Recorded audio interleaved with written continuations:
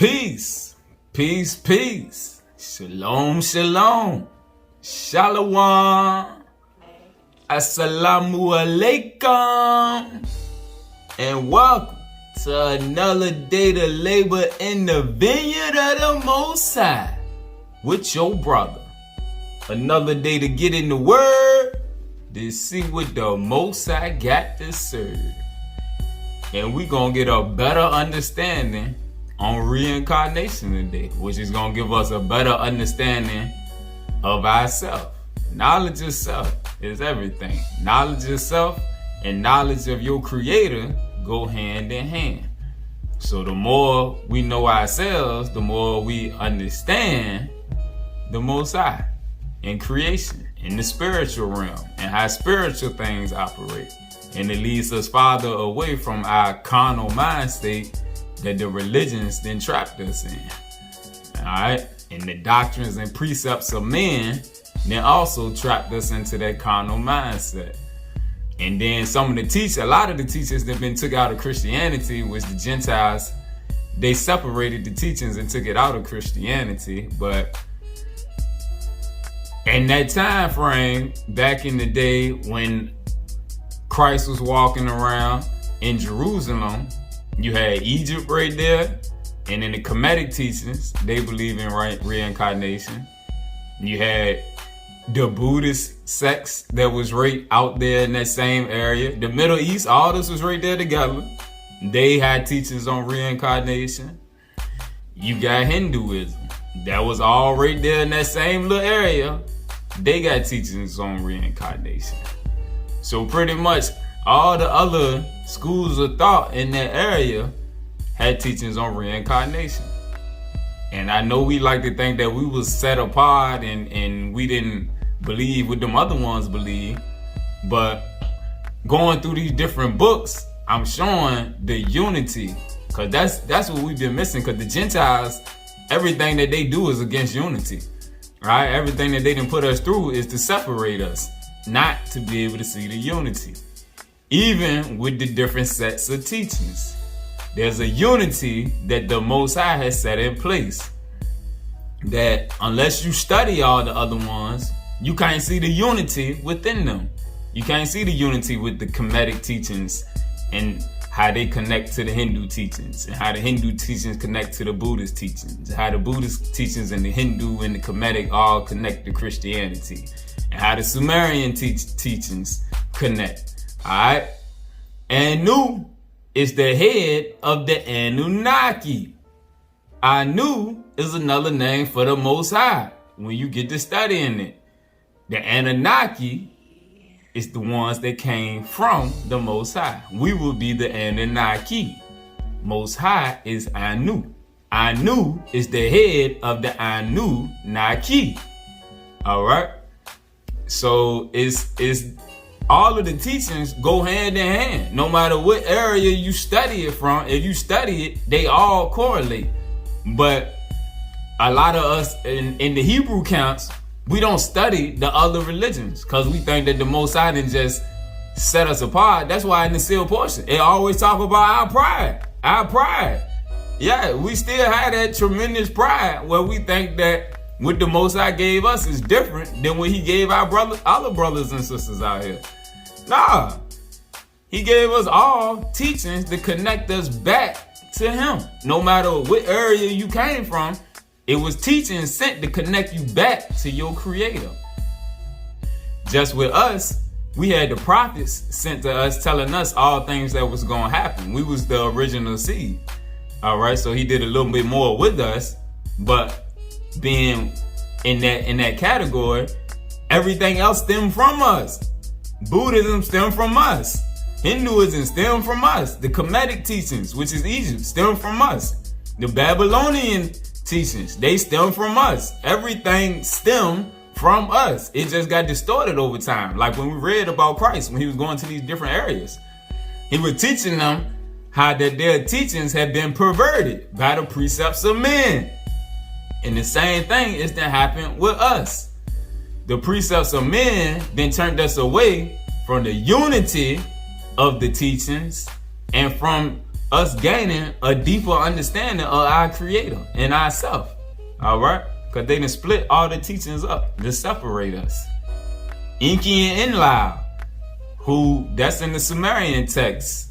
All right? Anu, Anunnaki, Enki, and Enlil. That ain't nothing but Christ and Lucifer. All right? They spiritually brothers. I did a video from before Cain and Abel was Christ and Lucifer, where I show how the Most High make it clear to us that Lucifer and Christ is brothers in the spiritual realm. If you study the Kemetic teachings, it's Asa and his brother Set.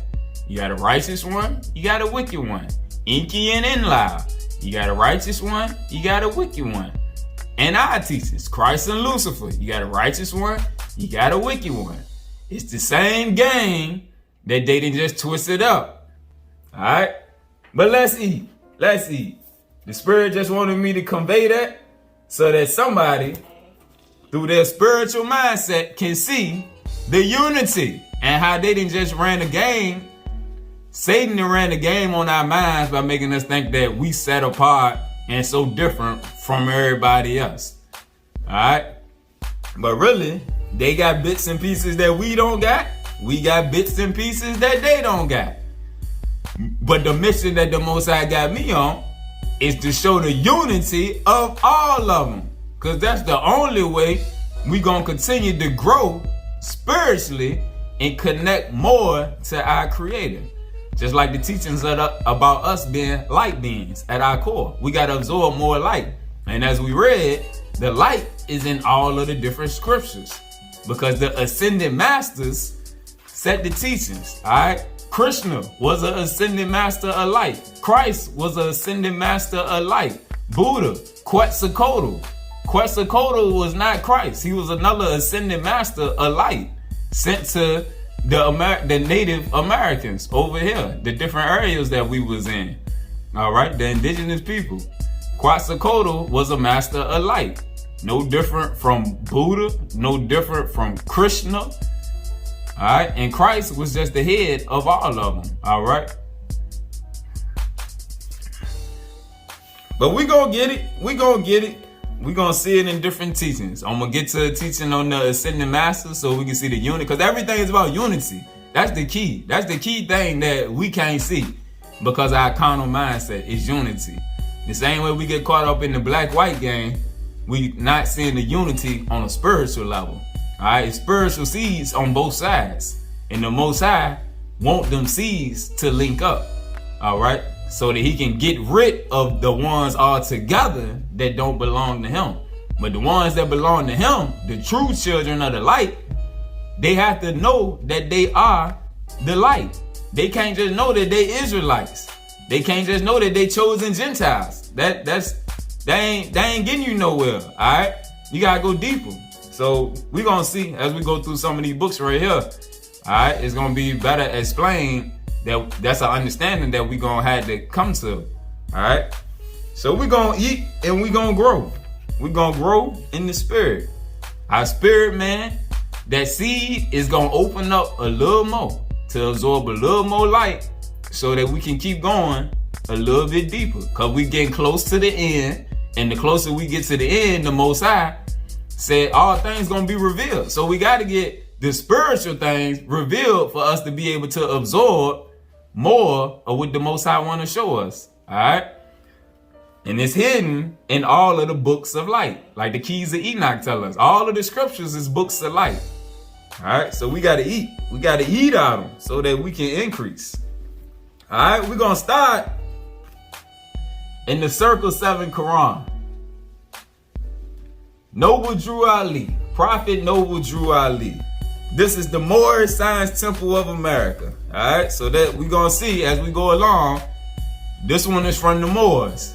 All right, and we know the Moors is some of our brothers, original people from Ish. All right, chapter 1, the creation and fall of man.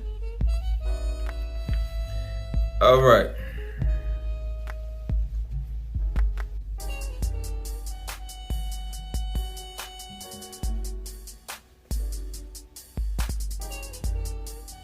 Man himself is not the body, nor the soul.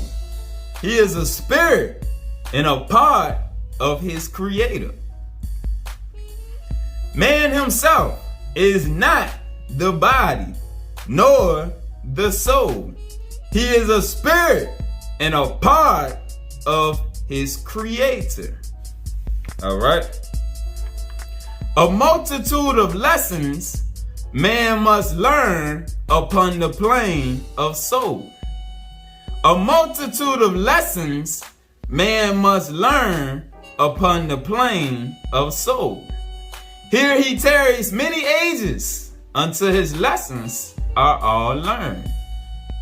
Again, a multitude of lessons man must learn upon the plane of soul. And here he tarries many ages until his lessons are all learned. Perfected man must pass through all the ways of life. And so a carnal form was fully manifest, a nature that sprang forth from fleshly things, without a foe, that foe being your flesh. My spirit war against my flesh war against my spirit. Without a foe, a soldier never knows his strength, and thought must be developed by the exercise of strength. Thought must be developed by the exercise of strength. And so this carnal nature soon became a foe that man must fight, that he might be the strength of Allah made manifest. Again, this carnal nature soon became a foe that man must fight, that he might be the strength of the Most High made manifest. Unnumbered foes will stand before man upon the plane of soul. The foes are these demons that use the garb of flesh to pull us farther away from the Most High. All right. In the Nag Hammadi, they call them the powers. The powers are the demons. All right. They subject the flesh to the material things and to the lust of the flesh, and they pull us farther and farther away into a carnal mindset to where we completely disconnected from our spiritual nature. Unnumbered foes will stand before man upon the plane of soul. These he must overcome. Yea, overcome them every one. When man has conquered every foe upon the plane of soul, the seed will have fully opened out. When you overcome your flesh, is what it's saying, and you fully living in the spirit, and like we read in the last lesson, when your eye is single to the glory of the Father, your body is filled with light. All right, and as your body get filled with light, that spirit man, that seed opens up more and more and more, and your comprehension increased greatly. That's why the carnal-minded Israelites, they can't comprehend the things that the spiritual lights can comprehend, because that spirit man can go through any of these books and pull out the truth, because it's light upon light, light pulling from light. But the carnal mindset, that closed mind, it can't do it. It can't operate on the same frequency. The vibrations is different. All right. And for us to go into this upcoming changeover that's happening upon the earth, our frequency got to be elevated, and that can only happen through the spirit. When man has conquered every foe upon the plane of soul, the seed will have fully opened out and will have unfolded in the holy breath, which is the Holy Spirit. The garb of soul will then have served its purpose well, and man will need it nevermore. All right, and that's speaking on our flesh. All right, Next, let's go to the wisdom of the Druids. The wisdom of the Druids.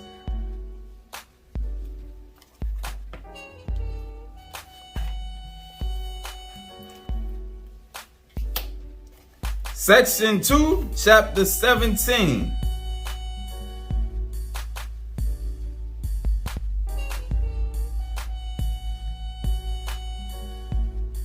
Starting at verse 5. Establish yourself in the cause of the Lord of light, the Lord of light, as strongly and immutably as a mountain. Truly, birth and death are only processes of change. Truly, birth and death are only processes of change. Understand, your life will not end before its due time. That is why when death occurs, it is unwise to try running away from the inevitable destiny.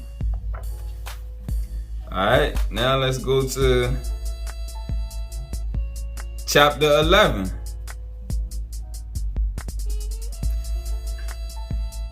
Chapter 11, section 11, chapter 12. Verse 2. What has been sown in the past, what has been sown in the past will bear fruit in this life if the soil is appropriate. And in Ecclesiastes chapter 3 verse 15, the Most High said, God requires that which is past.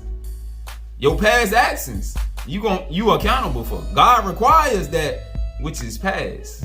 What's been done in the past, you accountable for that.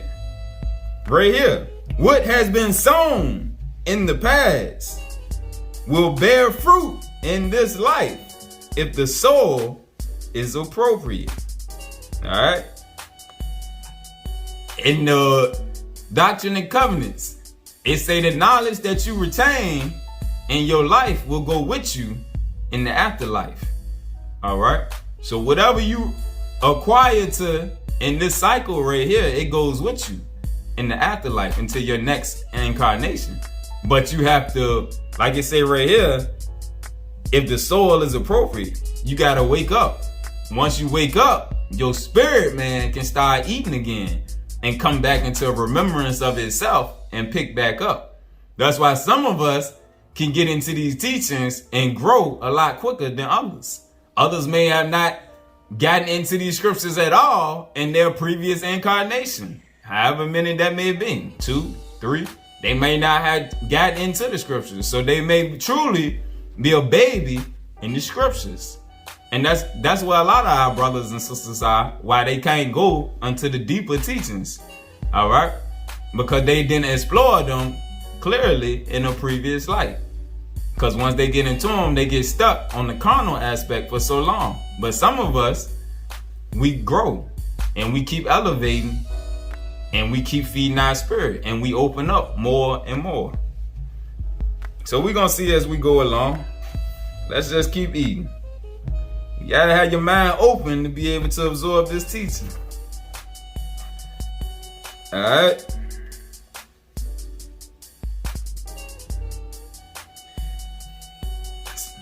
Chapter 15, verse 7.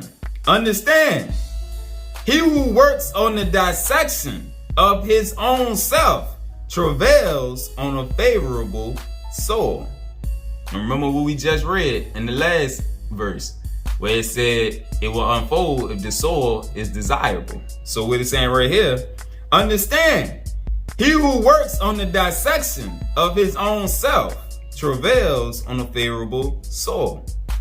If you don't spend no time working on yourself, getting in tune with yourself, which knowledge of your creator leads you to the knowledge of self, because you are one in the same. I and the Father are one. I am a seed of the Father with the potential of the Father within me. Just like our brother, Yahushua, Yeshaya, Isa, Emmanuel, brother Jesus. All right. But you got to get in tune with yourself. That's why the ones of us that stay up in the world and get caught up in the things of the world won't spend no time getting in tune with ourselves, with our spirit man. All right? And that's what our brother came to teach us. Seek ye first the kingdom of heaven, and all things will be added unto thee. Seek knowledge yourself first. Knowledge of your creator, and everything else will be handed unto you. Truly, the spirit that has taken this leap towards the divine is not bound by any obligation. Understand, you have to be born many times. You have to be born many times.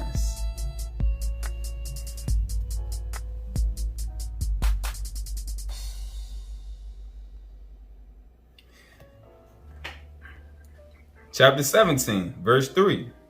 No more than the child is born in this world wishes to return into the maternal womb, so no more is he who leaves this sphere to go to the higher planes wishes to return here below. The master resides in the servant, but do think the servant is the master. The same way with brother Jesus.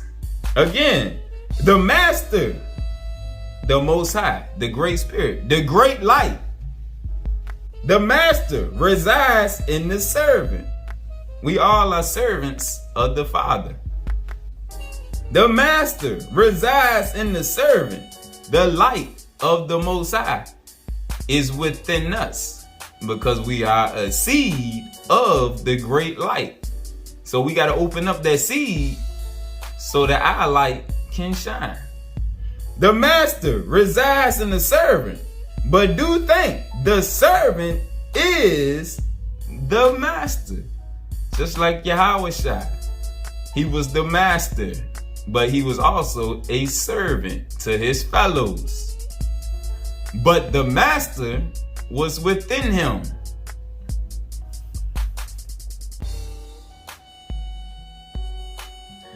Understand. Alright, I'm going to go to 6. Truly, the intelligent artist eliminates the negative desires and uses the positive wishes to perfect himself. Understand, as your transmutation develops and your spiritual degree rises, your body of light is perfected. Again, understand, as your transmutation, as you transform and work on your personal growth and development, work on your knowledge of self, your understanding of spiritual things.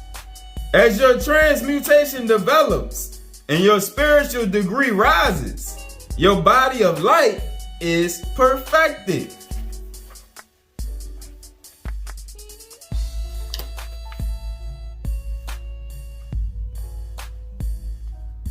Chapter 20, verse 5.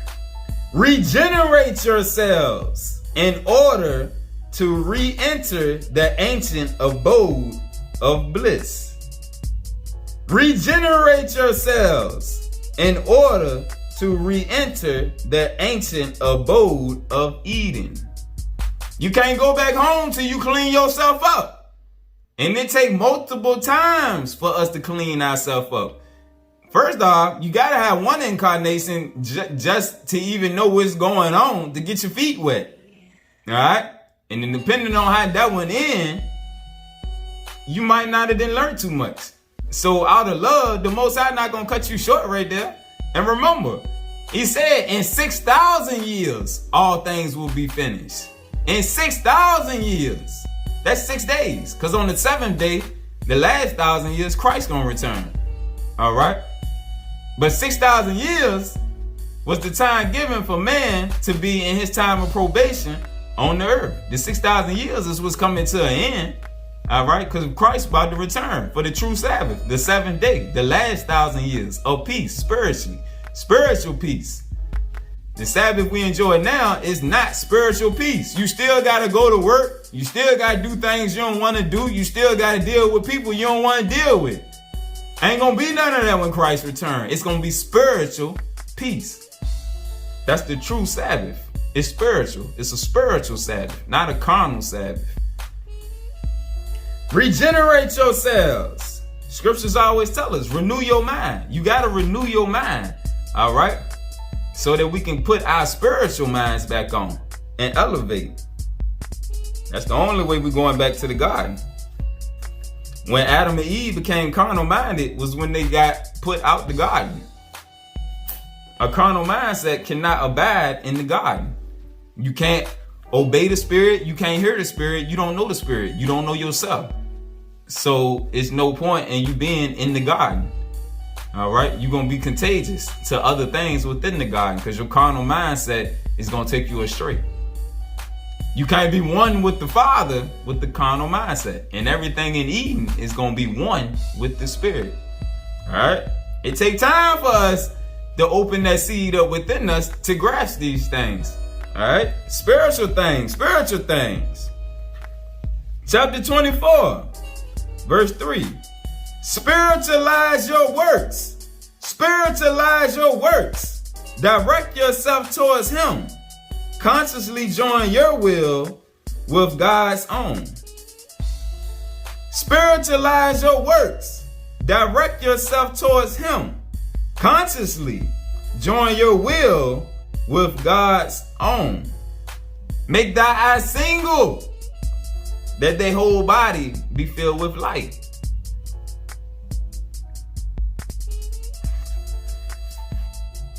Chapter 25, verse 3.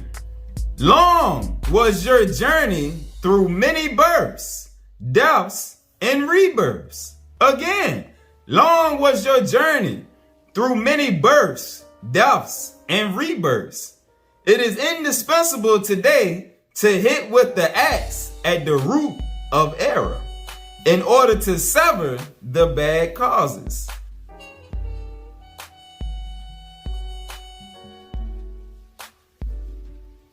All right.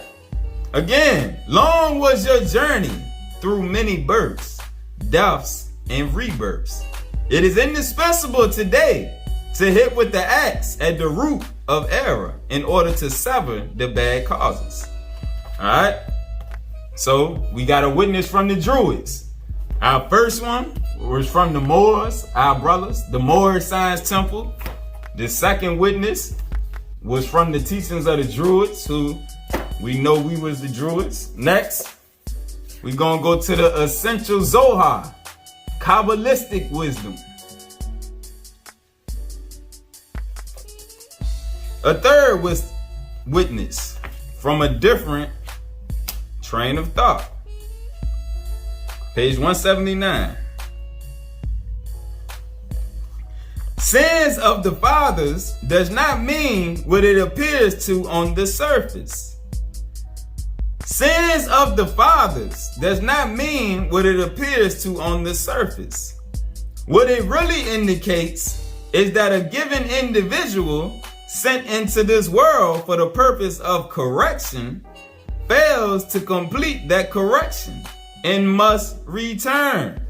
Again, what it really indicates is that a given individual sent into this world for the purpose of correction fails to complete that correction and must return. The biblical verse is not meant to imply that the child must pay for his or her father's or grandfather's negative acts, but rather that the individual who has committed the sin literally is the father, returned in the third or fourth generation to pick up the task of correction where he left off. He is merely reaping what he has sown. He is merely reaping what he has sown in an earlier lifetime. He has become his own great or great-great grandchild. Kabbalist Isaac Luria, hold on. I'm going to go right back to where it says he is merely reaping what he has sown in an earlier lifetime. And remember, we just read that same thing out the wisdom of the Druids about you reaping what you sow in a previous incarnation.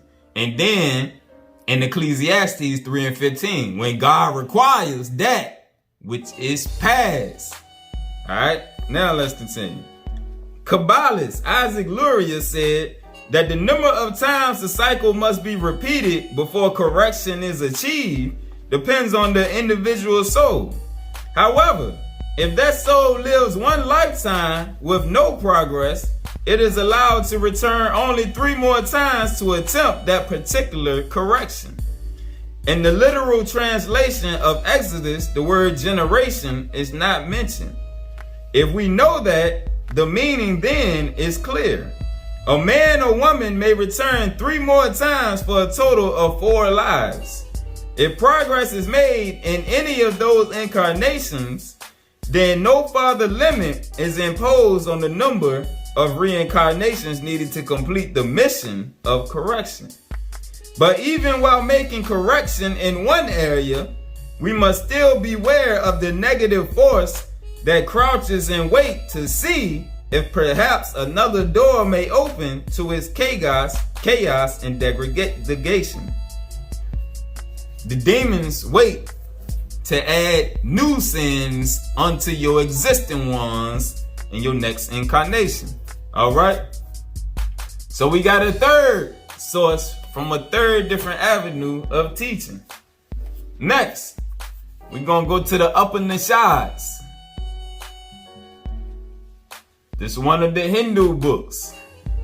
The Upanishads.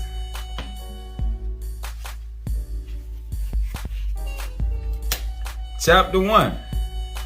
The secret of immortality is to be found in purification of the heart, in meditation, and realization of the identity of the self within, speaking on the spirit man, and realization of the identity of the self within, and Brahman without. Brahman represents the all, the Lord of light, the all, Brahman. Again, the secret of immortality is to be found in purification of the heart, in meditation, and realization of the identity of the self within, and the Most High without. For immortality is union with God. Immortality is union with God. I'm going to just read the headings of some of the chapters without going into it. Immortality is union with your creator, but you only can do that in the spirit. All right? So if you live in existence where you completely carnal minded, you can't go back home yet. You can't go back home. You gotta come on back, because the carnal mind is enmity against your God. You can't connect with him. Chapter 7. Man, in his ignorance, identifies himself with the material sheaths that encompass his true self. Speaking on your body, your outer temple. Man, in his ignorance, identifies himself with the material garments that encompass his true self. Transcending these, transcending your flesh, he becomes one with Brahman, or the Most High, who is pure bliss. All right? And I hope you can start to see how all these teachings connect. They all teaching the same thing.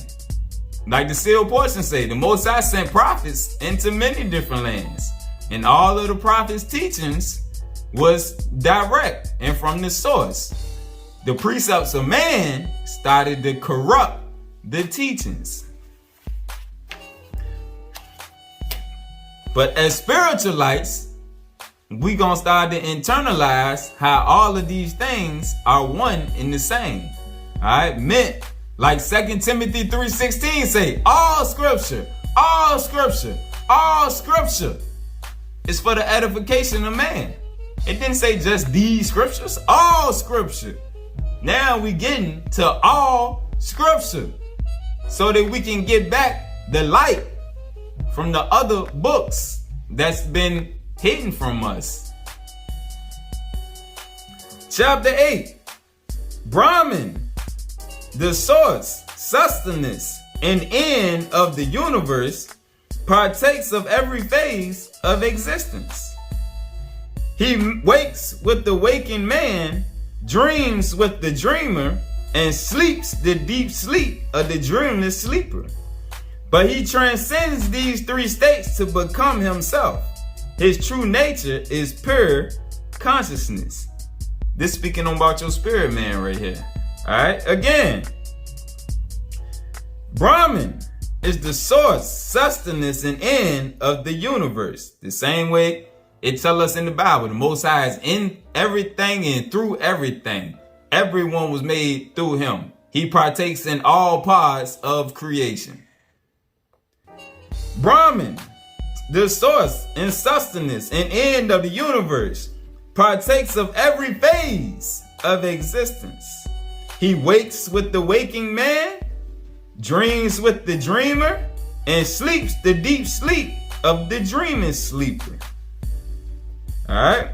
Now think about your spirit man, because your spirit man is a part of the all. Alright? So that's what we're referring to right here. But he transcends these three states to become himself. I and the Father am one. The I being the spirit man. The spirit man and the Father is one, because the spirit man came from the Father. You came from the spiritual realm down here and got trapped in the flesh, but the flesh then blinded you so that you don't know that you are one with your Father. But the more and more light you observe, the more light that you eat up, the closer and closer you come back to your true nature, your understanding of who you are. The spirit man transcends these three states to become himself. His true nature is pure consciousness. Pure consciousness is light. Chapter 9. Brahman is all. The same way the Bible tells us. God is all. Same way the Quran tells us. Allah is the all.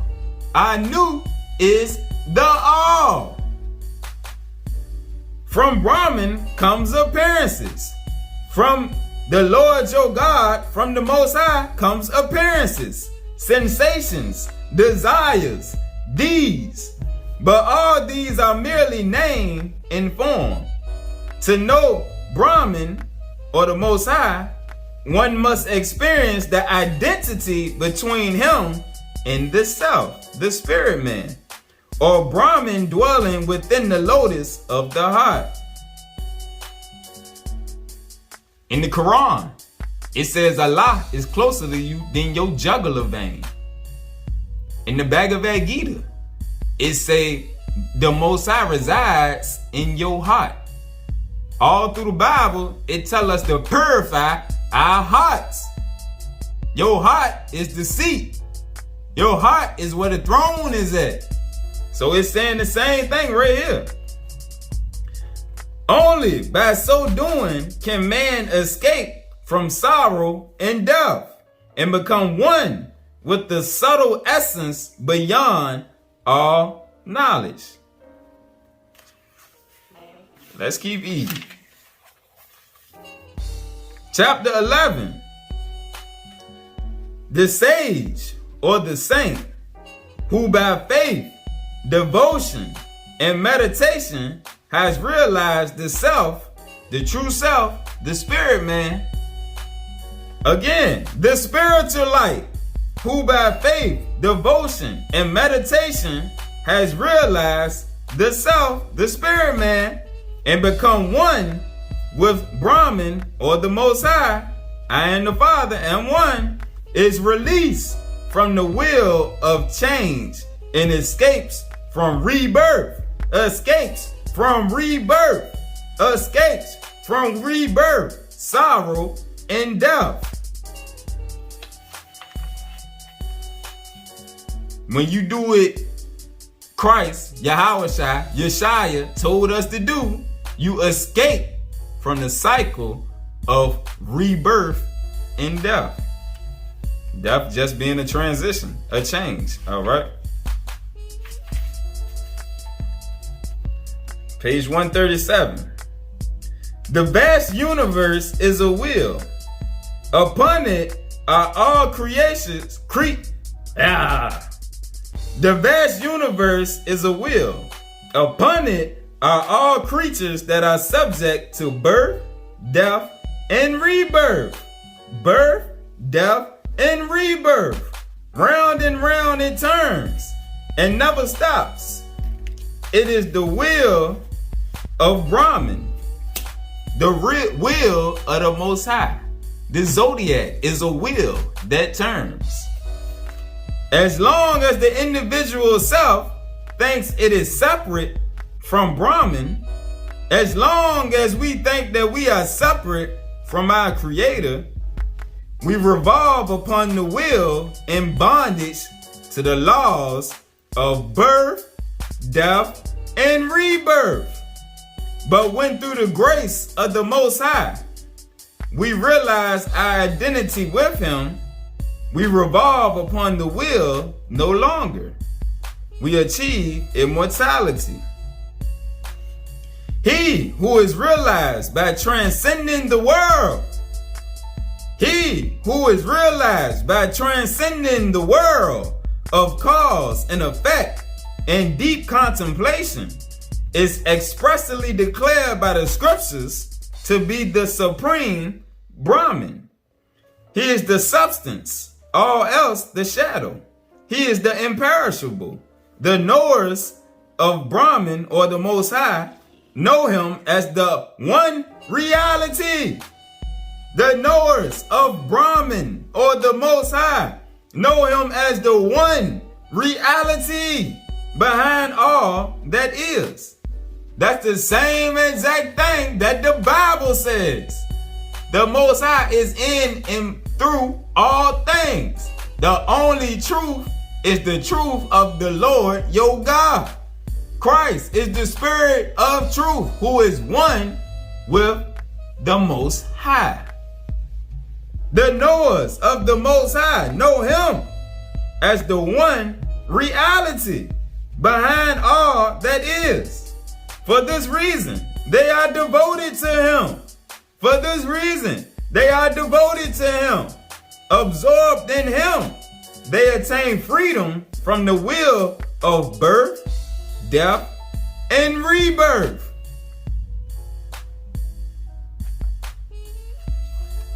That's why Christ said, I am the Father at one. And that's the same way that we gotta be. That's the only way to escape the cycle. Besides, now that we at the end of time, so if you ain't accepted it by now, you clearly, it's just not in you.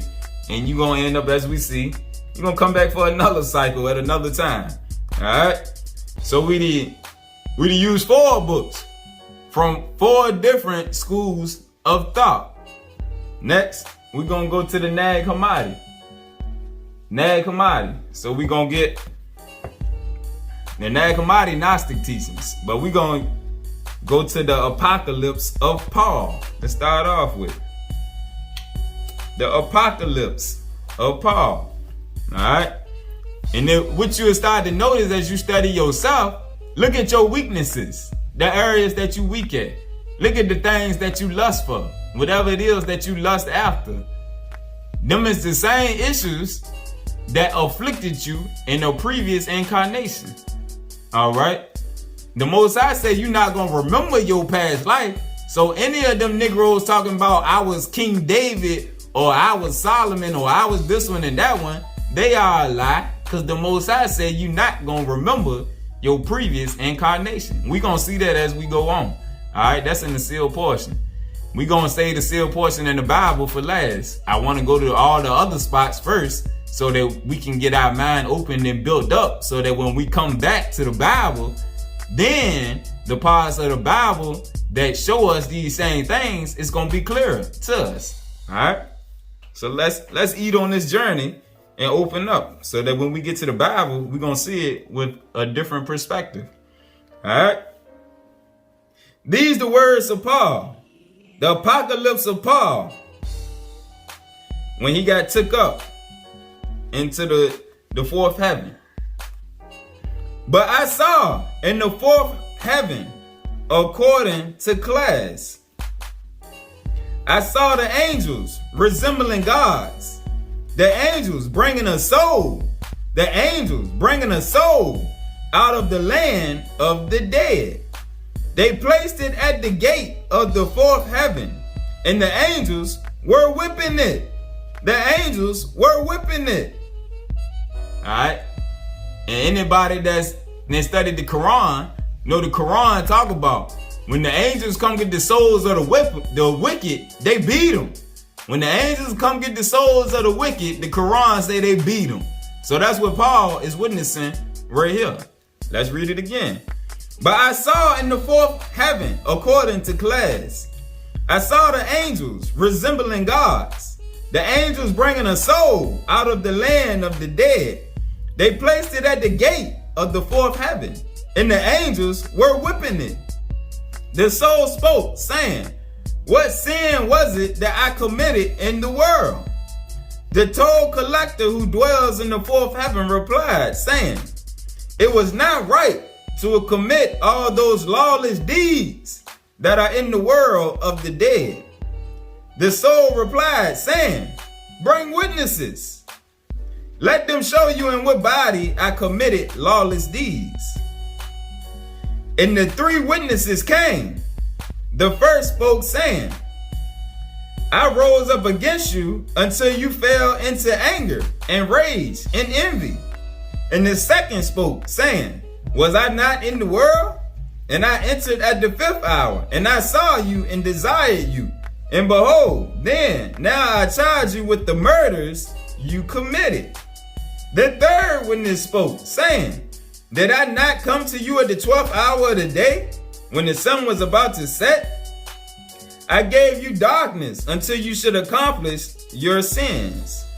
When the soul heard these things, all right, listen right here. When the soul heard these things, when the witnesses testified against the soul that Paul seen that was getting whooped for his wickedness in the world. When the soul heard these things, it gazed downwards in sorrow. And then it gazed upward. It was cast down. The soul that had been cast down went to a body. The soul that had been cast down went to a body which had been prepared for it. The soul that had been cast down went to a body which had been prepared for it. And what we read in the sealed portion, they talk about the spirit is not in the body until the body is finished its time in the womb. When it come out and take its first breath, that's when the spirit go into the body. So what Paul saying right here, after the soul had got his whooping and got accused, basically it had got judged. It had got judged. We gonna see that as we go on later in the lesson too. When the soul heard these things, it gazed downward in sorrow. And then it gazed upward. It was cast down. So he looked up and he got shot down. Like on the movie Soul. I love the movie Soul. You get sent on back down here to a body. The soul that had been cast down went to a body which had been prepared for it. So clearly, he got reincarnated back into a body. Alright? So that's Paul. Now, if this is in the apocalypse of Paul, Paul had to have some type of understanding about these things back then. The writers just chose not to include them things. When the Gentiles made Christianity their own, they determined to create something that was different from everything else that the rest of them Negroes was teaching. Alright? They took out a lot of stuff. But we putting it back together. Next, we gonna go to the paraphrase of Shem. Still in the Nag Hammadi. The paraphrase of Shem.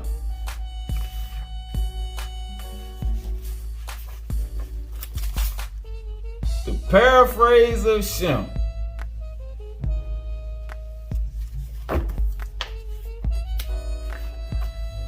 Hold on.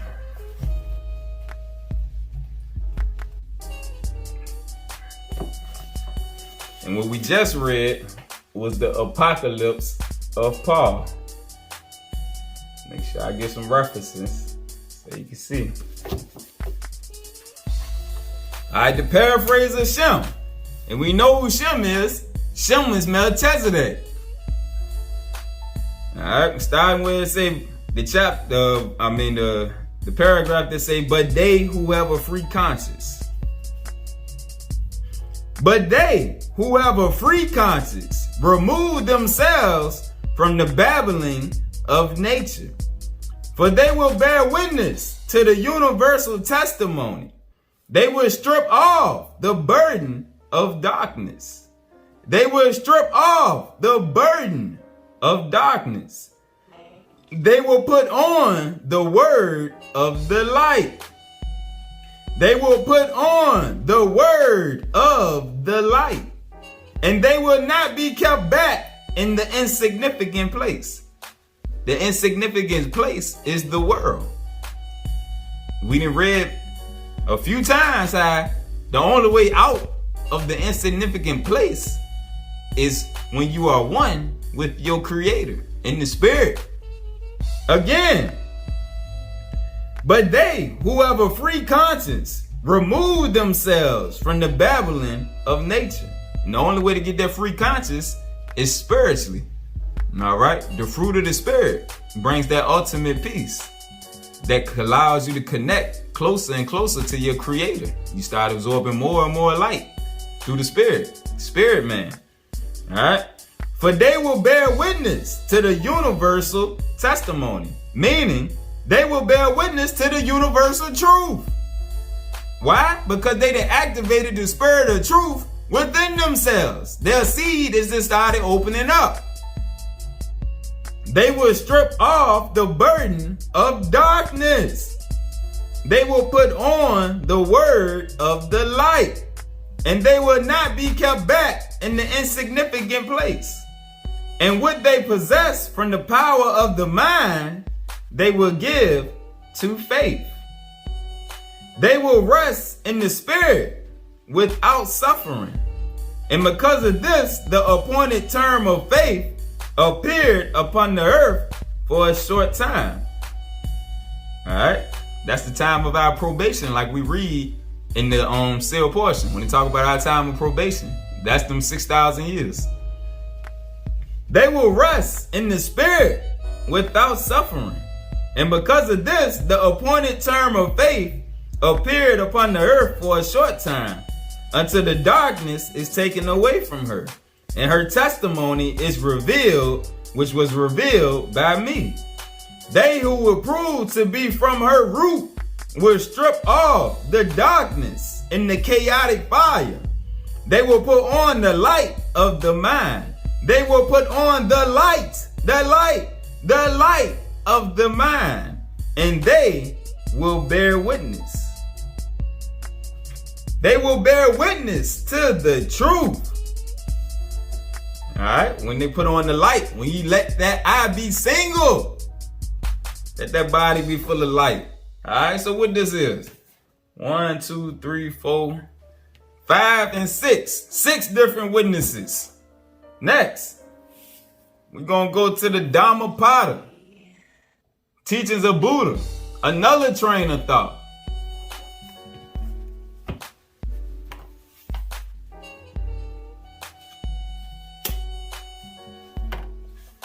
Starting in chapter 5, called The Childish. The childish have the mindset of the Edomites. They have a carnal mind. The childish. Long is the night for one awake. Long is a league to one exhausted.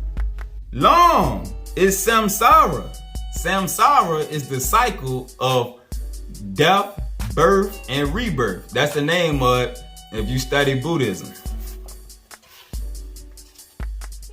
Samsara. Samsara is the cycle of birth, death, and rebirth. Long is that cycle to the childish ones, who know not Dharma true, Dharma being doctrine. Long is that cycle of birth, death, and rebirth to the childish ones, the carnal-minded ones, who know not doctrine which is true. All right.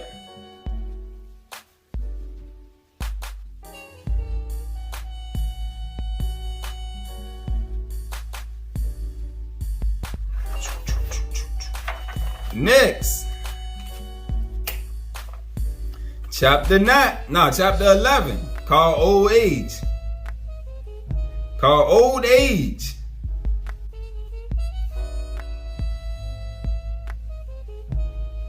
Starting at verse 152.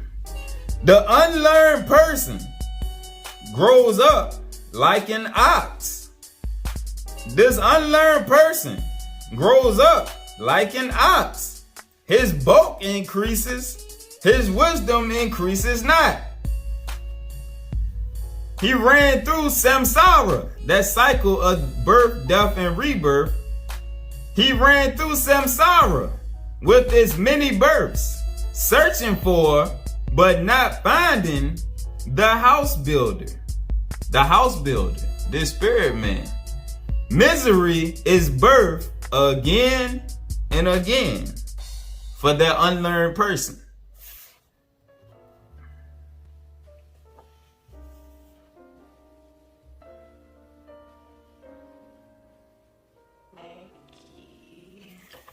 Next,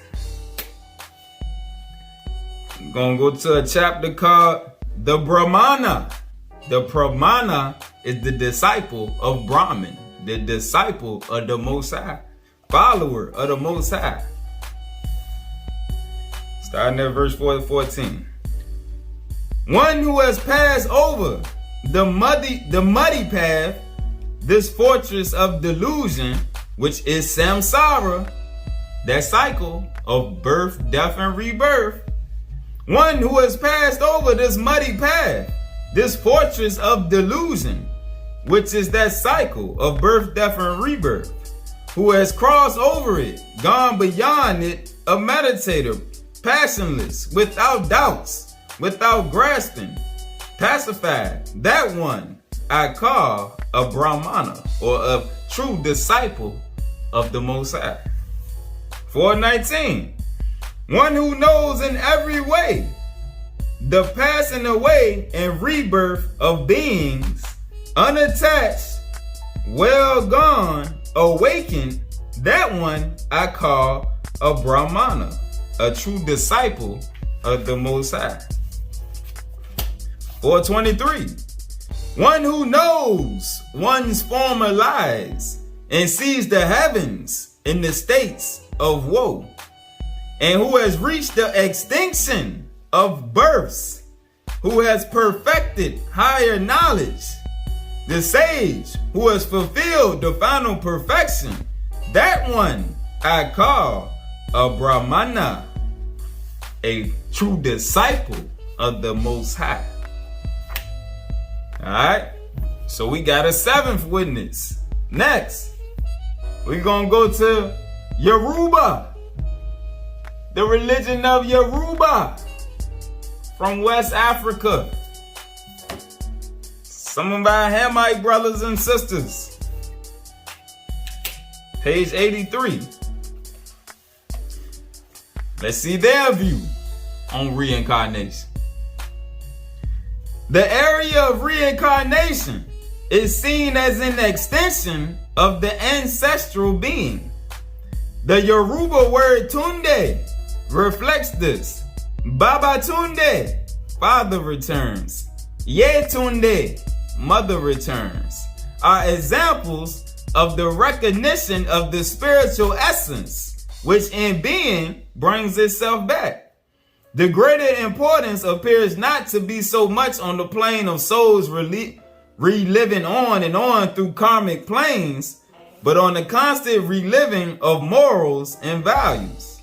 Ironically, to the Yoruba, the returning of reincarnating or the astral soul is desired, one strives to live righteously so that they may return from heaven to earth. By returning to the earth, good ancestral souls strengthen the lives and the spirits of their surviving descendants.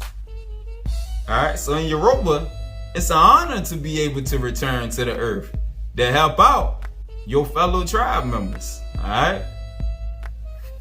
And as we go get to the seal portion, we're going to see that too, where people have an option. They can come back to help out. Alright? So what's that? That's an 8th witness. Next, let's go to the Bhagavad Gita. Get some of these teachings of Krishna.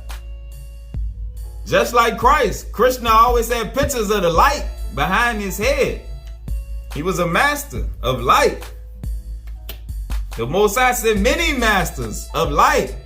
But due to Christianity, in the Hebrew camps, our whole focus is on Christ. And everything else to us has been made evil to take away the unity.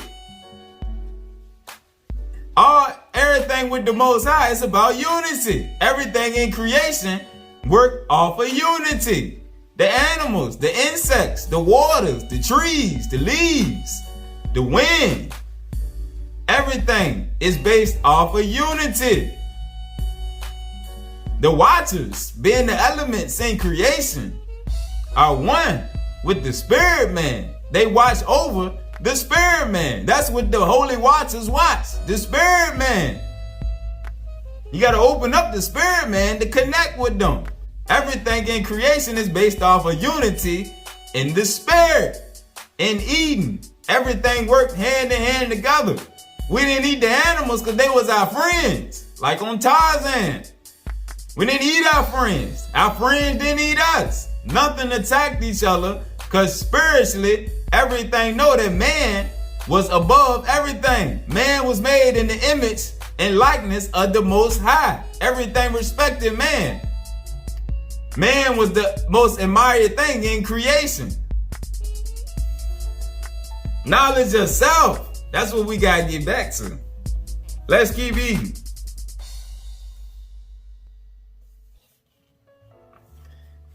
All right. I'm starting chapter 2. Krishna disciple right here.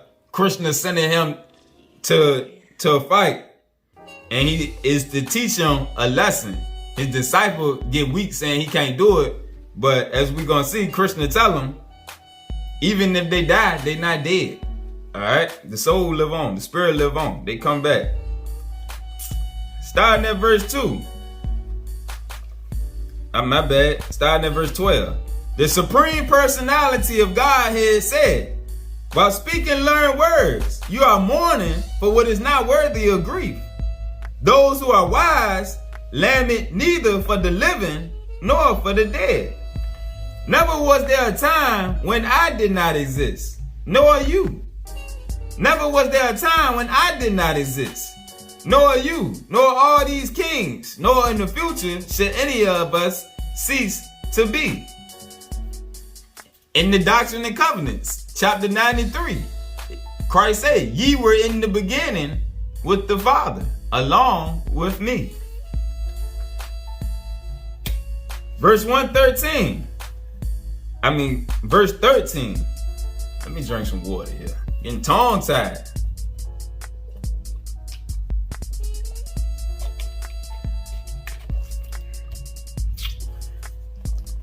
Chapter 2, verse 13. As the embodied soul continuously passes in this body from boyhood to youth to old age, the soul similarly passes into another body at death. The soul similarly passes into another body at death. A sober person is not bewildered by such a change.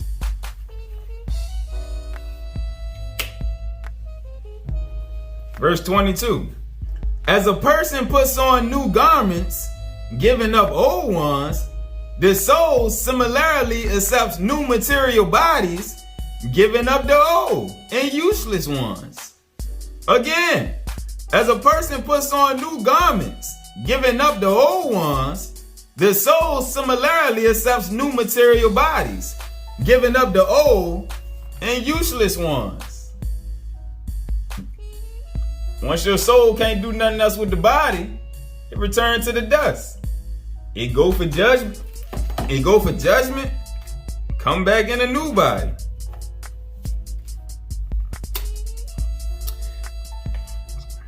Verse 27. One who has taken his birth is sure to die. And after death, one is sure to take birth again. Again. One who has taken his birth is sure to die. And after death, one is sure to take birth again.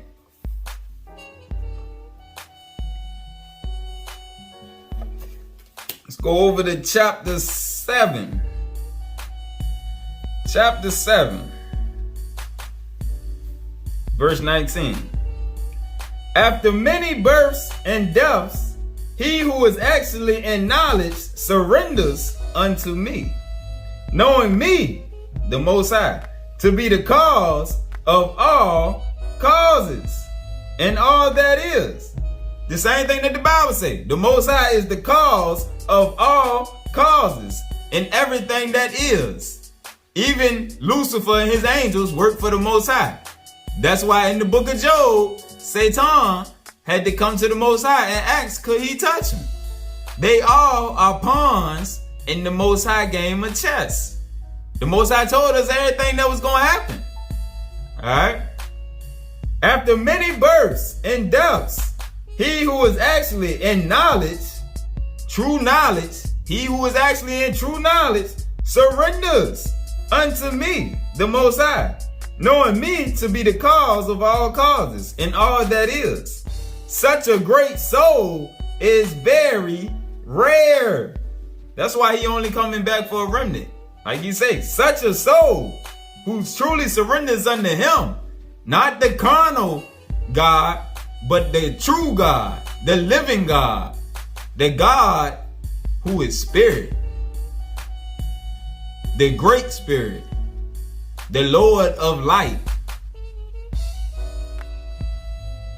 Many people surrender unto white Jesus. Many people surrender unto idols. But the ones who truly surrender unto the Lord their God in spirit and in truth is rare. Chapter 9, verse 3. Those who are not faithful in this devotional service cannot attain me. Those who are not faithful in this devotional service cannot attain me. Therefore, they return to the path of birth and death in this material world.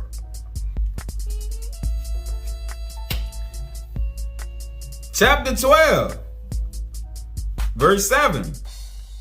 But those who worship me, giving up all their activities unto me, and being devoted to me without deviation, engaged in devotional service and always meditating upon me, having fixed their minds upon me, for them I am the swift deliverer from the ocean of birth and death.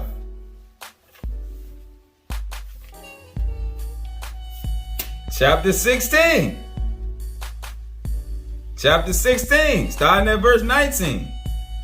Those who are envious and mischievous, who are the lowest among men, are perpetually, meaning continually, cast into the ocean of material existence, into various demonic species of life. Now we know they only can come back as a man. As we read when we was reading about the life of Christ, that's one of the things that he was teaching them that had been perverted about their teachings. Man can only come back as man. He can't come back as an animal or insect or any of that. Man can only come back as man. Alright? Verse 20. Attaining repeated birth amongst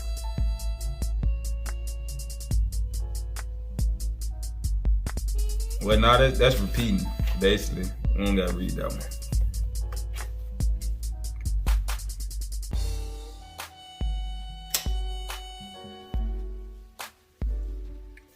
Verse 21. There are 3 gates leading to this hell: lust, anger, and greed. Every sane man should give these up. The 3 gates leading to hell: lust, anger, and greed. Every sane man should give these up, for they lead to the degradation of the soul.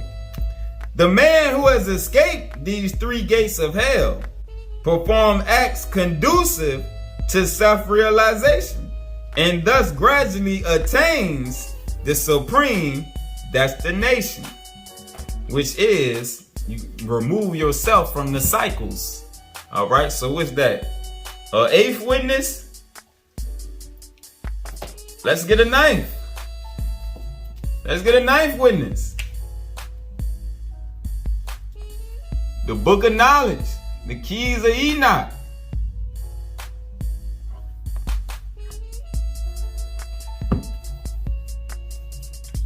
Key 112. Page 117, starting at verse 47. Therefore, it says in 1 Thessalonians, you are all sons of light and sons of day.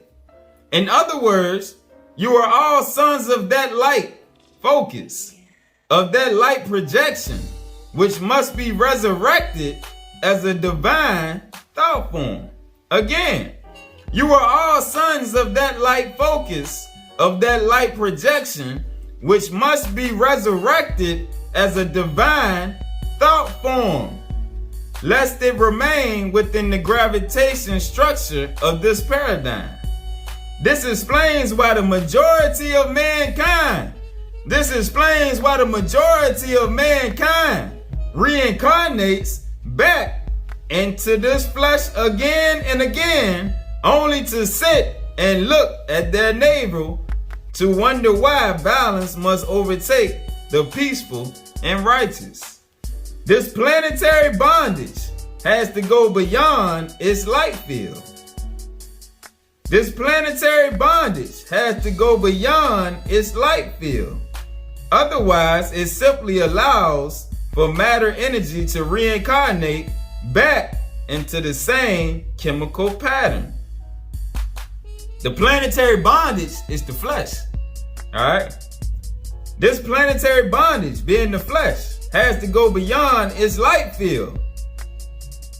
Otherwise, it simply allows for matter energy to reincarnate back into the same pattern. You got to grow. You got to become one with that spirit man within you. That seed got to open up so it can absorb more light. All right. Let's go over to key 115. Page 143, starting at verse 33. Enoch told me that the children who will be born of highly spiritual parents would not come into the world under the influence of the old zodiac cycle, but will be born with karmic release.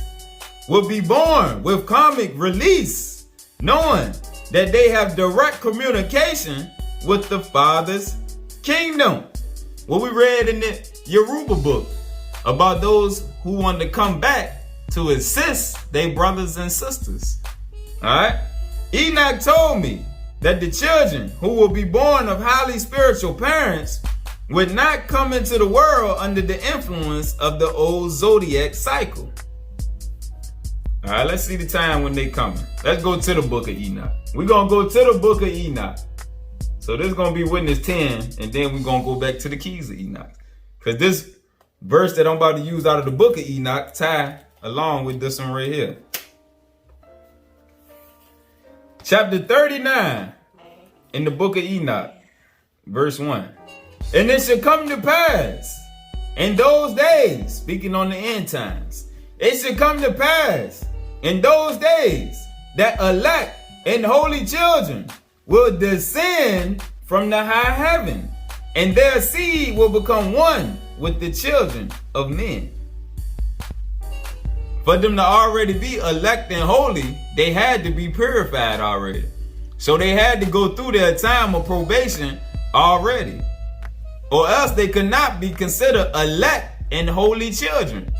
All right? You got to go down and prove yourself worthy first before you can, like we've been reading, before you can go back to your creator. You got to prove yourself. Again, it should come to pass in the last days that elect and holy children will descend from the high heaven, and their seed, meaning they gonna take birth, will become one with the children of men. All right, now back to the keys of Enoch, verse 33. Enoch told me that the children who will be born of highly spiritual parents will not come into the world under the influences of the old zodiac cycle, but will be born with karmic release, knowing that they have direct communication with the Father's kingdom. They already in touch with the Spirit. These children will be incarnated with the specific purpose to serve the remnant seed of the world. The spiritualites, the remnant seed of the world. Not the majority, but the spiritual ones. All right, they come in to bring spiritual understanding. These children will be incarnated with the specific purpose to serve the remnant seed of the world and to prepare that remnant seed with great powers of spiritual fusion, which will pour out of their super minds. And remember, we did a lesson on the mind is your redeemer. All right. He said in the end times, spiritual children will be born. Next, let's go to key 116, page 152, verse 28. Unless this change of evolution takes place within the magnetic grids, speaking on you evolving into your spirit being, your spirit man, unless this change of evolution takes place, consciousness simply reincarnates back into the same planetary life station. We are light beings. You are light being. You is not your body. We light beings. So it's nothing for you to get regenerated back into the same position.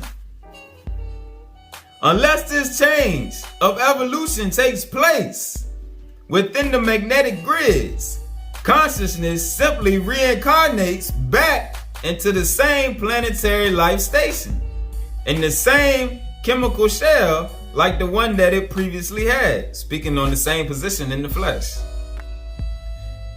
If this graduation did not take place, consciousness would simply go on in the pattern of replication most akin to the thought forms. This is why we got to renew our mind. We got to constantly elevate our thoughts, all right? And we got to get in tune with the spirit, man. Because when you're working on that lower vibration, that lower frequency with them thoughts, that's what you're going to take with you into the afterlife, all right? And that's not what we want. Which, if they are the same, will acquire the same type of body vehicle to continue that assignment. All right? You're going to continue the assignment until you elevate yourself, or until time is up and that 6,000 years is over. Next, page 173, key 118, starting at verse 25. And it will occur after the wars between the sons of light versus the sons of darkness, that a new age will occur for all mankind surviving the great changes among all of the vicissitudes on this planet. In second Esdras, the Most High said, this world was made for many, but the world to come is for the few. The few who can raise their frequency and their vibration. And it will occur after the wars between the sons of light versus the sons of darkness, that a new age will occur for all mankind surviving the great changes among all of the vicissitudes on this planet. Those who, however, who will not choose to be chosen and taking the higher spiral of light instead of the lower spiral of decay and entropy, will not receive final destruction, but a return to the beginning of primordial matter. This will begin the next cycle of recreation as the righteous are advanced. The righteous are advanced to the next ordering of evolution within the next consciousness time cell, as co-citizens and co-participants in myriads of dimensions of the universal mind of Yahweh. All right, let's precept that with seal portion, chapter 93, where it says, all right, we're going to precept it. Because what it's saying, those, however, who would not choose to be chosen and taken the higher spiral of light, but instead of the lower spiral of decay, will not receive final destruction, but a return to the beginnings of meta matter and primeval earth. This will begin the next cycle of recreation as the righteous are advanced. All right. So it's saying they're not going to be completely destroyed, the ones that don't want to advance. Let's go to seal portion 93. Seal portion 93. Starting at verse 75. And now, my beloved brothers and sisters, here's the end of those who choose for themselves not to serve the God who created them and gave them life in an independent existence wherein they might find happiness. Behold, these who were created from the eternal elements of which all things are created, from which all of our spirits were created, shall be broken apart or destroyed in the form of the existence in which the Father had created them. And they shall be no more. And the matter from which they were created cannot be destroyed. And even if it could be destroyed, the Father would not destroy it because of his love, for that which had brought him so much joy. But Lucifer and those that follow him shall cease to exist, and the elements from which their spirits were formed shall be used to form other spirits that shall start their existence in the womb of an eternal mother, who shall wean them and coddle them and enjoy their birth again into existence by the power and will of the Father. All right?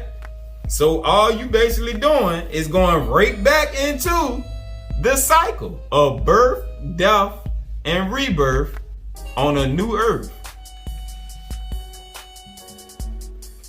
Back to the keys of Enoch.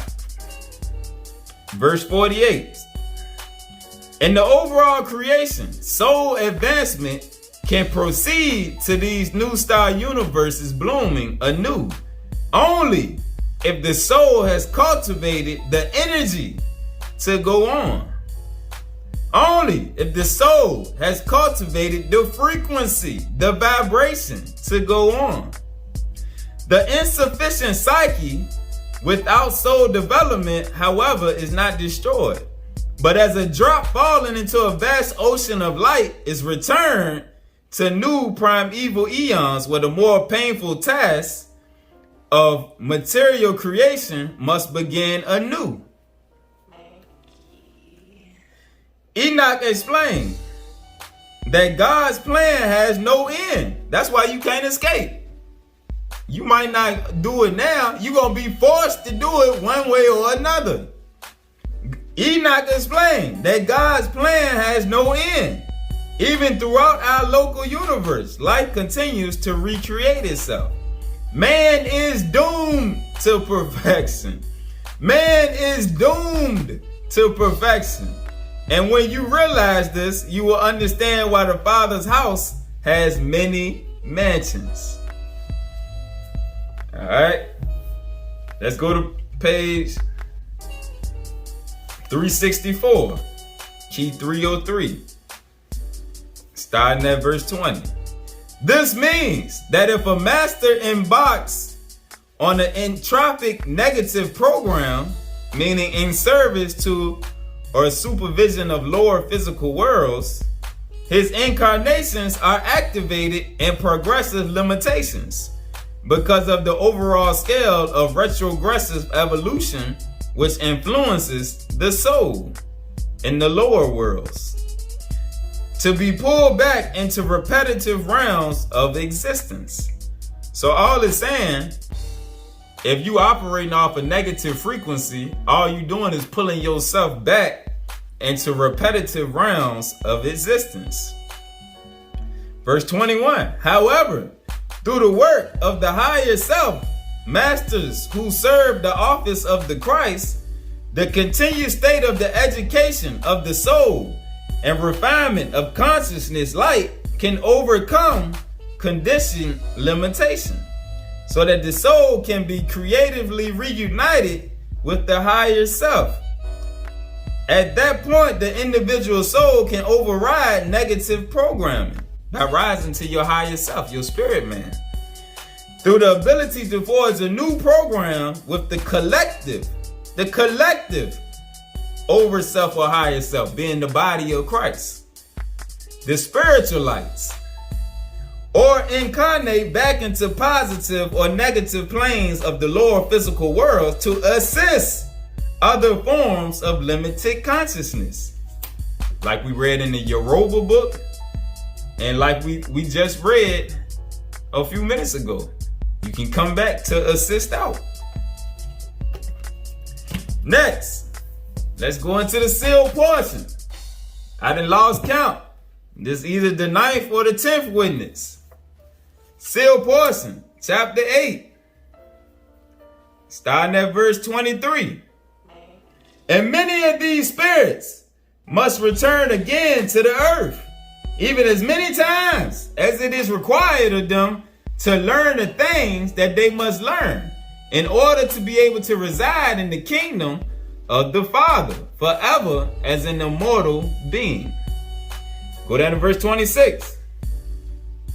And those who waste the days of their probation, yea, even those who spend their days seeking after the things of the world and seeking for the honor and praise of men, and those who live in riotous living, unbridled in their lusts and passions, disobeying the commandments of their Creator as they are presented to them by his prophets and revelators, yea, even these shall return again to the spirit world and be received into a state of misery and pain, knowing that they had disobeyed the commandments of God.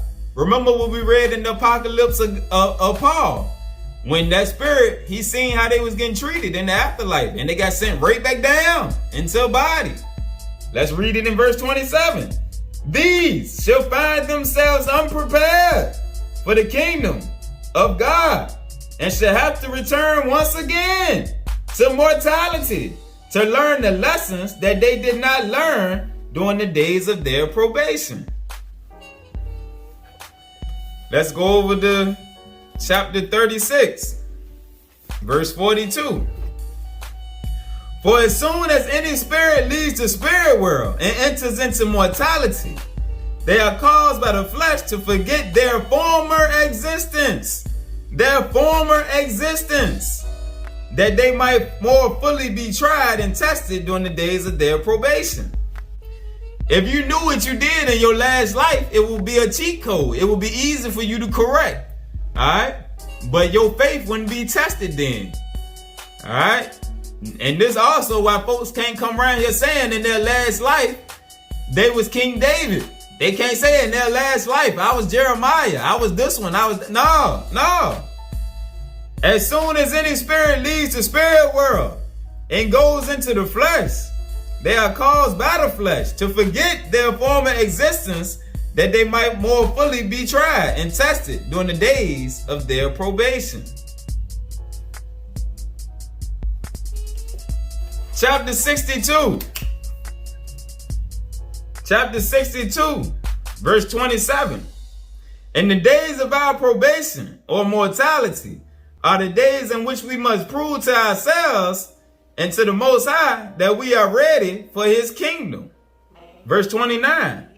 And there are many spirits who have been upon the earth many times in order that they might prepare themselves more fully.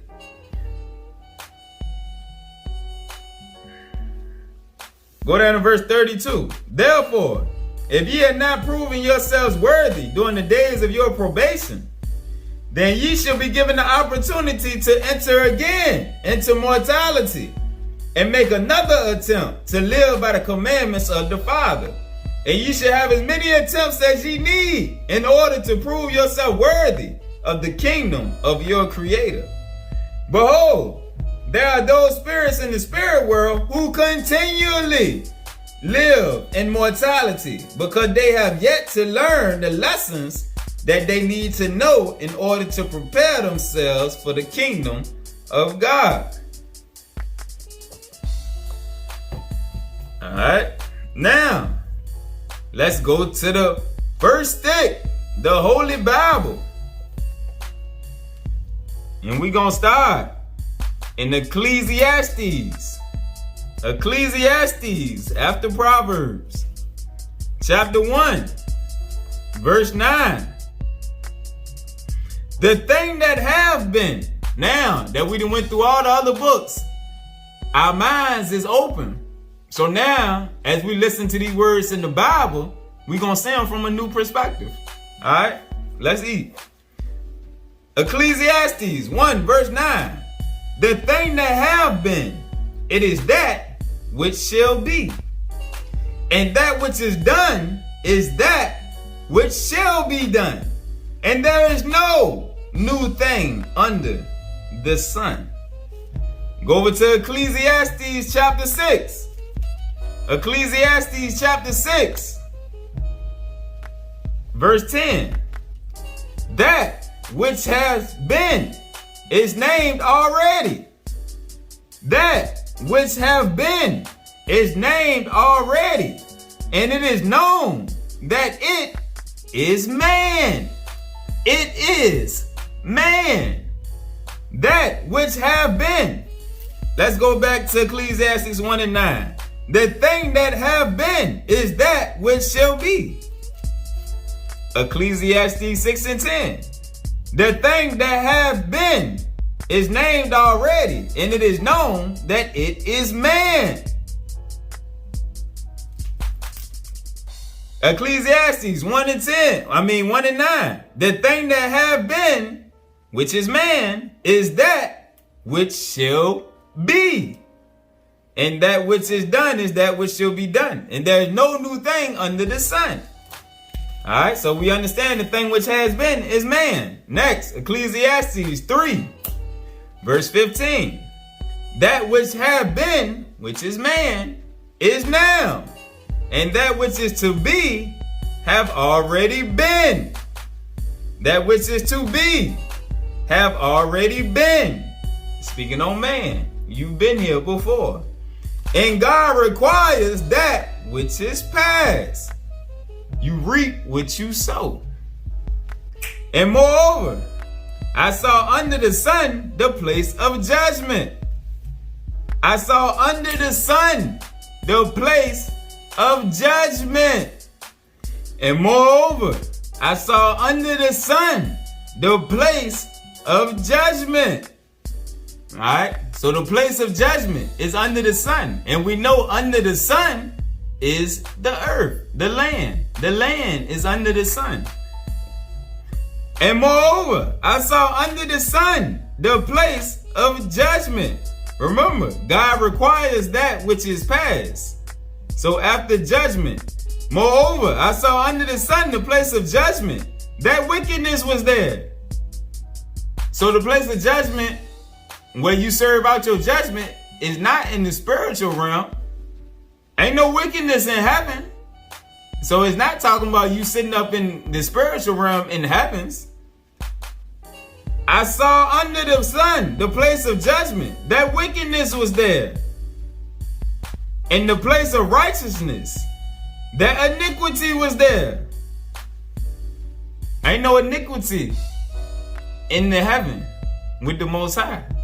Iniquity and wickedness is upon the earth. Again, that which have been, which we know now is man, because of what we read in Ecclesiastes 6 and 10, the thing which hath been is named already, and it is known that it is man.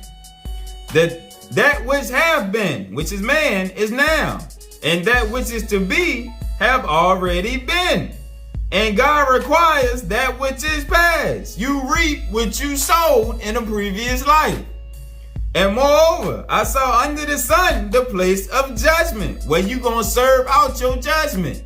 You're gonna serve out your judgment from what you did in a previous life back in the flesh under the sun.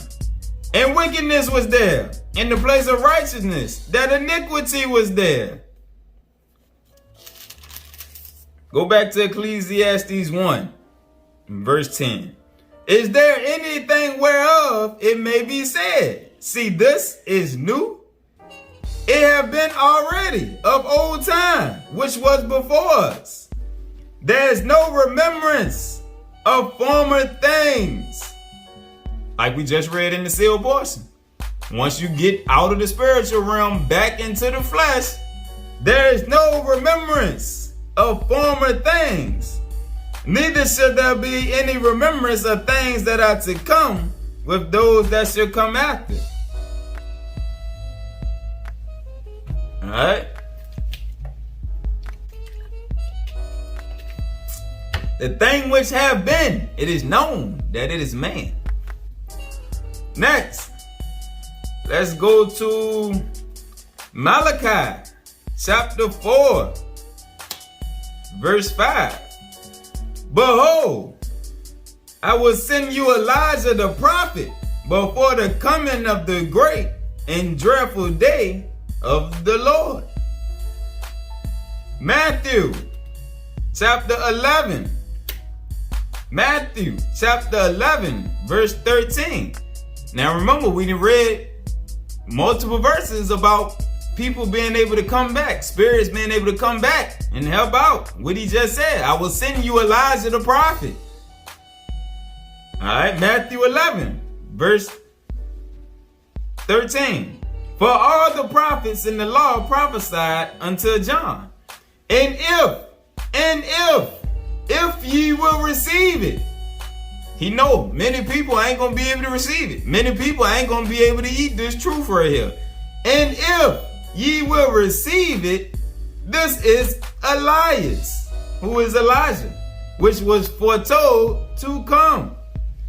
He that have ears to hear, let him hear. And if you will receive it, if you can digest it, John is Elijah, which was foretold to come. He that have ears to hear, let him hear. Go to the book of Mark. Mark chapter 8. Mark 8 and verse 27. And Yeshua went out with his disciples into the towns of Caesarea Philippi. And by the way, he asked his disciples, saying unto them, who do men say that I am? Who do men say that I am? Clearly, if he talking to them like this, people back then had to say that such and such must be this person or must be that person. Who do people say that I am? Obviously, they know that people come back. They have to know that. The same way now, older people would tell you that's an old soul right there. That child got an old soul. That young man got an old soul. That young lady got an old soul. That saying didn't just come out of nowhere. It's because that soul done been around before. Who do men say that I am? And they answered, John the Baptist, but some say Elijah. Others say one of the prophets. So the people in the town were saying he might be John, he might be Elijah, he might be Jeremiah, one of the prophets, one of the prophets. Next, go to Corinthians, 1 Corinthians chapter 14. 1 Corinthians chapter 14, verse 32. The spirits of the prophets are subject to the prophets. If you was a prophet in a previous incarnation, when your spirit awakened and your spirit man opened back up, you're going to be a prophet again. The spirit of the prophets is subject unto the prophets. You're not going to start off as a prophet, and then as your spirit awakens, you're going to go back to doing something different. No. If your lot to stand in was prophesying and dropping the word and teaching the word, you're going to go right back to that lot. The spirit of the prophets are subject to the prophets. You're not going to be a prophet in the previous incarnation and you wake up to knowledge yourself in this incarnation and you just a farmer or you just a carpenter or a mechanic. No, you might be a prophesying mechanic or a prophesying farmer, but one way or another, you still gonna be a prophet. That's in your spirit. That's in your nature. That ain't going nowhere. Same way they tell Christ right here. The people said he one of the prophets. He one of them. They recognize the spirit. He one of the prophets. Go to Daniel. Daniel chapter 12 and verse 13. Daniel 12 and 13. But go thy way, Daniel. Go thy way to the end be, for thou shalt rest. Thou shalt rest. Meaning you gonna leave this flesh. Your spirit gonna rest. Thou shalt rest and stand in thy lot at the end of days. His lot was being a prophet. That was the lot he was assigned to. And what is it saying? Go thy way and rest. Rest. Let your spirit rest. And stand in thy lot at the end of days. You're going to be right back out here prophesying in the end of times. Because you're going to stand in your lot. The lot I put you in, which was a prophet. Alright? Next. John chapter 9. John chapter 9. And remember, Ecclesiastes 3 and 15, God requires that which is past. You reap what you sow. John chapter 9, verse 2. No, starting at verse 1. And Yahweh shall pass by. He saw a man which was blind from his birth. Blind from his birth. He was born blind. Listen to what the disciples asked. His disciples asked him, saying, Master, who did sin, this man or his parents, that he was born blind? So they know a sin had to take place in the previous incarnation. That's what they're saying, because the man was born blind. He ain't just become blind later on where karma or something came back around to him. He was born that way. So what they asking is, who did sin? This man or his parents, that he was born blind? God requires that which is past. You reap what you sow. Your judgment, what they saying here, was it his judgment? Is that why he was blind? Or was it something that his parents did as to why he was blind? But somebody, God is requiring that which is past from somebody is what's in their mind. But what Christ said, it was neither. Neither had this man nor his parents sinned, but that the works of God should be made manifest in him. All right?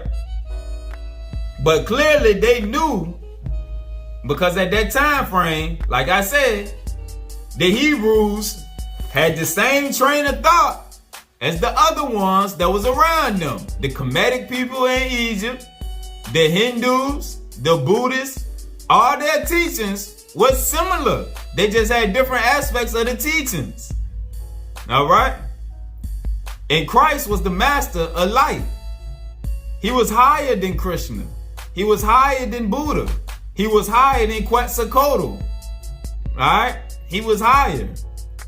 All right? So he went to the different lands to try to tell them where their doctrine was perverted. After he studied it, being that he was full of light, he was able to digest it and come back at them and get them the parts that's been perverted. All right? When Christ came over here to us in the Americas, all right, he came in the spirit. He came over here teaching us things too. All right? Quetzalcoatl, he came, but he was a separate spirit. He wasn't Christ. He was a separate spirit. He was another master of light, but he wasn't that light. Just like it's saying John. He wasn't that light. He wasn't Christ. He wasn't Yahushua. He wasn't Yeshaya. If you read his story, you'll be able to see it. All right. But hopefully, this can open somebody's seed up a little more, to where you got a better understanding of spiritually who you is and our journey, and a better knowledge of the Most High. All right, and things that's been hidden from us. We use what? We use about 10, 11, 12 witnesses right here. Different books, different trains of thought to show the concept of the rebirth of the soul, the rebirth of the spirit. All right, and the cycle that we live through that got us up to this point we at now, where the ones of us who are the spiritual lights, we at a different frequency. We on a different vibration than the carnal minds. All right, so we getting ready in the process to transition into the next phase of existence when our brother Yeshaya come back. All right, peace.